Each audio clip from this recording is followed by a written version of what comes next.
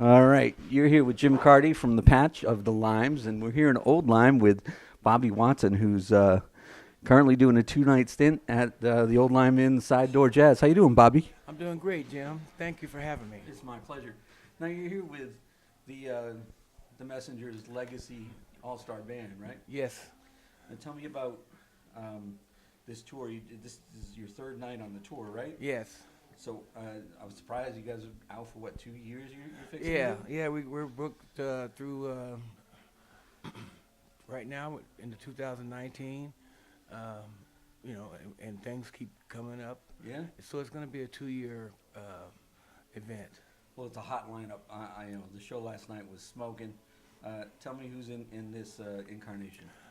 Brian Lynch on trumpet, Billy Pierce on the tenor saxophone, Jeff Keezer on the piano, Okan Esiet at the bass, and of course Ralph Peterson on drums, and yours truly. Nice. Actually, I got a bug you for because I didn't get it last night. So the last time you were in this room, apparently you recorded with Mark Whitfield. No, it wasn't Or was me. that somewhere else? No, I Or didn't. I some of didn't these record. cats? It was maybe Ralph. Yeah, And Curtis Lundy, I think, was on that Yeah. one. Ooh, I like Curtis too. He's Yeah, bad. yeah. He's very That's bad. my longtime friend. Yeah. So that's cool. And then you recorded last night, and I assume you're doing it tonight Yes, again. yes, we will. And how long do you think that'll take to mix it down and get it out? I'm not sure. It depends on Ralph, because he'll be in charge of that, Yeah. and it's going to be on his label. Uh-huh. And What so, label's that? Do you remember? Onyx. I think Uh-huh. it's called the Onyx. Yeah. I'm not sure if I'm pronouncing it correctly, Mhm. but the thing I want to say though about this group, art cast a long shadow over the music world, or a long light, should I say, and a big footprint. There are many, many people who had the privilege and honor to work in the Messengers. So you're going to see other people, rightfully so, put their own configurations. Javon Jackson has one with Eddie Henderson, Mhm. and they were both Messengers. Donald Harrison. I, in fact, did one last May, uh, 2 years ago now, a year ago, May, and it was with Javon Mhm. and Johnny O'Neill and Brian and who was on the bass? It was Esiet. And then Ralph was supposed to be there, but he was going through his some health things. Yeah. And so I had Winnard Harper. And Winnard did a great job, and I've done some things, playing some art stuff with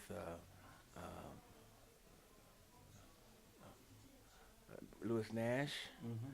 Kenny Washington, Carl Allen, as I said, Winnard Harper, a lot of great drummers, Yeah. and they are students of the music, all of them, historians. Mhm. And so when they approach the music, they intellectually know what to play for the Messengers, right? Yeah. But the difference between all of them drummers, with no disrespect, is that Ralph brings a certain uncanny spirit. He actually channels art. And the way he hits the drums, the sound he gets out of the drums, the way he moves the air around the drums, Yeah. it's just uncanny. There's like amazing art. strength in his playing without overplaying or. Yes. And he has, but yet there's a finesse to it. Yeah, he is the closest one to art. And when I first He started, does remind me of Roy Haynes a little bit. That has that strength too. oh yeah, But Roy's know. thing is a different thing. yeah, Roy's It's a different thing. Roy's an institution, Yeah. Well, yeah. Because when I first got with art, I had wrote this chart, Time Will Tell, and I had just got out of college, and so in college you put stuff on the left-hand corner that says Elvinish feel, right? Yeah. Yeah. And so, I'm in there in the recording studio, and they asked me, "What you got?" So I pull out Time Will Tell, and I get to the drum part, and I go, "Oh no, I can't hand this to Art Blakey," because I've been with him about a month in, and I knew that he would say, like, "If you want Elvin, go get Elvin," because all these men are like sounds and institutions into themselves.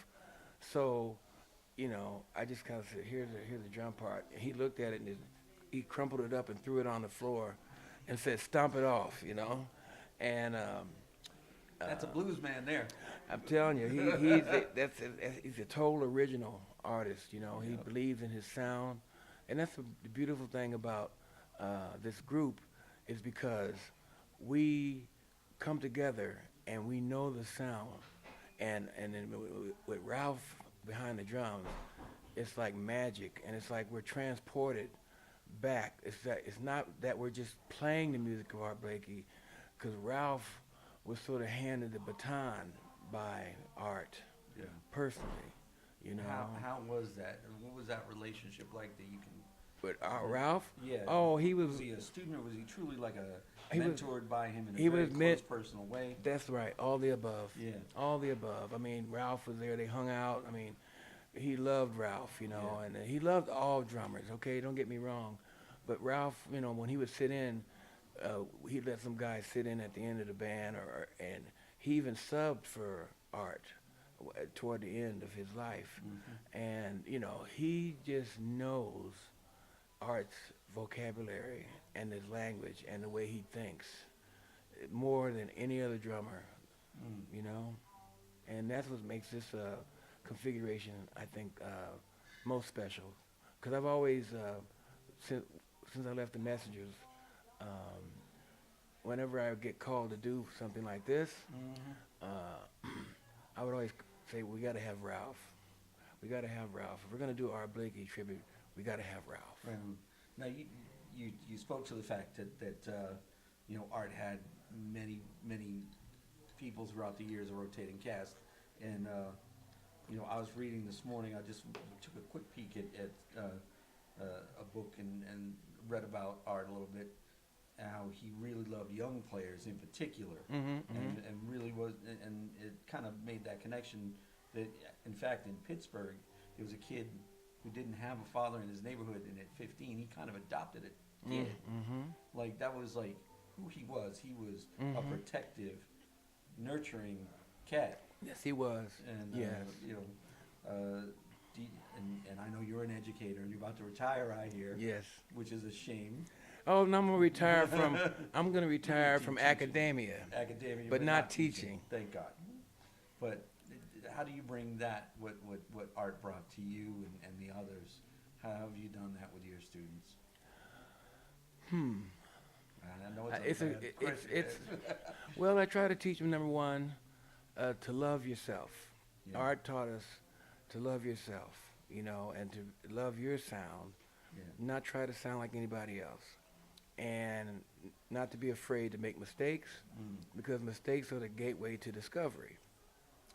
And don't take yourself so seriously. Right. Learn to laugh at yourself when you make a mistake. There's nobody's got a gun to your head, and get rid of that little man on your shoulder that says, "Don't do that, don't do that." He's got to go. Bye. And you got to. Art used to get angry at us when we sounded too perfect, because you're playing so many gigs. You fine tune your solos, and so you can take 3 choruses of a perfectly sculpted solo. Art would be listening, and he'd start to hear us going in that direction. He'd call a band meeting during the break and say, "You guys sound too perfect.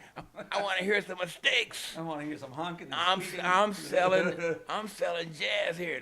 You guys sound like you're playing out of an exercise book, Yeah. So it's like, he was right. You got to live on the edge, That's fun. Yeah. That's what's fun about it. Yeah. If you make a mistake, make a loud one. Right on. So how about any of your students that have attained some success that we may know some of them? The trumpet player Herman Mahari. Oh yeah. He's getting out there. From UMKC, but some of my guys is like Jaleel Shaw. He's one of my guys. Harold O'Neill, the pianist. Yeah. Like this. There's a lot of them are out there. We've touched bases and crossed paths and spent time together over the years. Like, I've been knowing Jaleel since he was like 13, and so many, but people help me, and I think that's part of the legacy, is to help people that coming behind you, because I had a lot of great teachers Yeah. in my life that were older than me, and they took an interest in me, and they saw something in me, and they believed in me, and they helped me to be who I am today. I'm a composite of so many people No, on top of myself. yeah, yeah.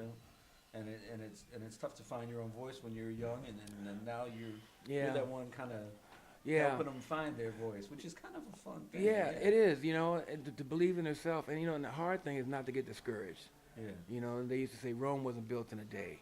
So, I'm dealing with one of my students now who's at Berkeley, who's going through a little bit of a depression, and he feels like he's failing, and I got to jump on him because, everybody, the young ones, especially today, but it's always been a trait of the young. I was like that. I used to cry because I thought I would never attain the level that I was looking for, because it gets so frustrating, and sometimes you're too close to the forest to see the trees, And so, don't get discouraged. Music is vitally important to the spirit of humanity, but it's only music. Right. Don't, because I had one student years ago. He was at Berkeley, and he committed suicide because he got frustrated. Because we all get in a little rut. Yeah. You rise, and then you feel like you hit this wall, and then you can't Break on through. You can't break through. You gotta just keep going, because it's just how it is, And so that's the main thing. I try to keep these kids positive. Take your time. It's gonna be all right. The blues guys. Take it easy, Greasy. Yeah. You got a long way to slide. That's right. Keep it slow. It's all right, man. Yeah. It's okay. Just So be Reverend Al okay. Green told me, he said, everything's okay. That was the name of his record when Yeah. I interviewed Reverend Al. Oh wow. Yeah, and Yeah, everything's okay. Yeah. Just be glad you can get up in the morning and start over again, and then that's how it is. that's it. That's life. That's That's a big life. life lesson. And it's hard for these young ones now, because they got Harder than us. I mean, there's harder than social us. media and Yeah, just scrutiny of your life from Yeah. the beginning age. It's Yeah. tough. I mean, being 30 means so much different to them than it did for us. Yeah, It it really does. For them, it's like almost over the hill. Well, I tell you, I saw you in here with another group. I know you have other projects as well. Why don't you tell me about some of your other projects? I have a quartet. I just did a record with Smoke. It's been a couple of years now. Smoke Sessions. It's called Made in America, and it's a quartet record with Curtis Lundy, Stephen Scott, and Louis Nash. Yeah. And And Curtis was with you the last time you were in the room here. I that's think. correct. Yeah. I liked him a lot. Yeah. So we go back over 40 years. Wow. But that's Made in America is about African American figures in history that are not mainstream. Unless you're really a student of Black history, you would not know. Beyond the Martin Luther King, Malcolm X, the George Washington Carver, Booker T. Washington, all this kind of stuff. Yeah. Like Major Taylor, Yeah. the first superstar on a bicycle. He ran races all over the world. The races used to last 2 or 3 days back in the day in Madison Square Garden. Bass Reeves, he was the character. He was the original Lone Ranger. He was black. He was down in Oklahoma in the Indian, Native American territories back then, and he used to go out and he was a master of disguise. He rode a light gray horse, and he was a master of disguise, and his signature was a silver coin, not a silver bullet. And so when he was sending so many people to prison, they'd end up in Detroit. And someone up in Detroit was, how did you get here? Bass Reeves captured me, And so that's when the radio show started, The Lone Ranger. Yeah. But it was all based off of Bass Reeves. No kidding. So there's a lot of things like that that are not being told, and that was the inspiration for Made in America. I just learned about Venture Smith. You know who that is? Wait a minute, go ahead. So I just covered Farm Aid. I think I told you that last night. And I interviewed Willie Willie Nelson's best friend, David Amran. Oh, And- David Amran, the musician? Yeah. Yeah. So he and I have been friends for about 10 years. I met him at Farm 808, and we stayed in touch and corresponded. So I brought a gift for him and Willie, and I got it. I wanted it to be from Connecticut. Farm 8 was in Connecticut, and I wanted it to be real Americana. Down the street from my work is the Customs House in New London, Connecticut, and it has a museum and a gift shop and beautiful books. And there was a local farmer that owned this cat that eventually became named Venture. And he took his master's name, Smith. He bought his own freedom. His master had taught him how to do business and allowed him to do so in town. He bought his own freedom, his wife, his kids, and a number of friends. And he ended up purchasing a very large farm in this area and was a very successful freeman. And I thought it was just an amazing story. And he took the name Venture. Is it a store? Yeah. Does this go? Hmm? Is that like Venture the store? Yeah, Venture, Venture Smith. Right. You got to Google him, and it's an I will. amazing story. I wish I had a copy of the book for you. I Don't can get worry. you one, man. Well,